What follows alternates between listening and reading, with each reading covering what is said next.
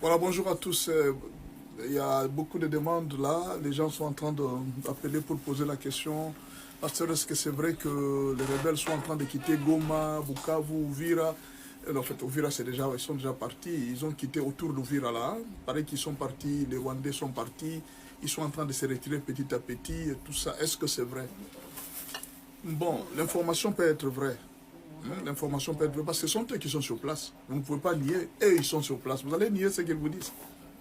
Pensez-y quand même. Les gens sont sur place, ils vous disent que nous avons vu le départ massif des rebelles. Ils sont partis. Il y a quelque chose qui s'est passé aux États-Unis. Depuis la dernière réunion du Sénat américain, il y a eu des décisions qui ont été prises. La première décision que le Sénat a demandé à l'administration Trump, c'est-à-dire au gouvernement, ce n'est pas un problème de Trump, c'est un gouvernement d'État américain. La première décision, on a demandé au gouvernement américain, parce que c'est une urgence, la Chine est en train de prendre des minéraux et amener ça par vol et par le Rwanda. Faites-nous le plus rapidement possible des actions concrètes. C'est-à-dire nous ne voulons plus entendre parler de ça, ni du Rwanda au Congo, ni de quoi, nous ne voulons plus entendre parler.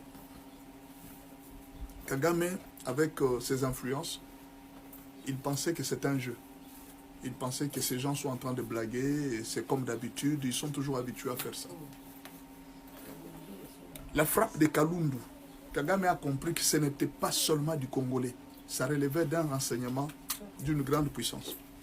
Quand on a frappé, et la précision avec laquelle on a frappé les lieux, il a dit non, non, ça ne relevait pas du Congo, ça devient très sérieux.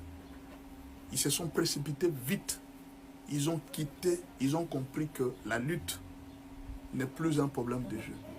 Mais alors, en se retirant, il s'est retiré autour d'Uvira pour voir est-ce que c'est vrai ou bien c'est faux. Est-ce que nous l'avons mal analysé ou quoi?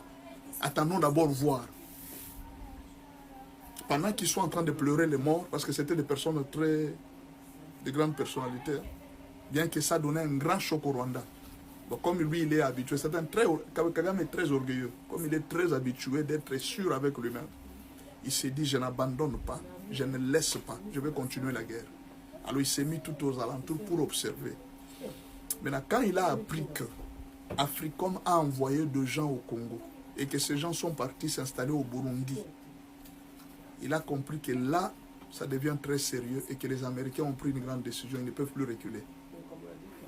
Je vous dis, Africom est parti, ils se sont installés au Burundi. Ces gens-là ne se déplacent pas pour rien. Ils dépendent du gouvernement américain. Ce n'est pas un problème de Trump, oh non, non. Ils dépendent du gouvernement américain.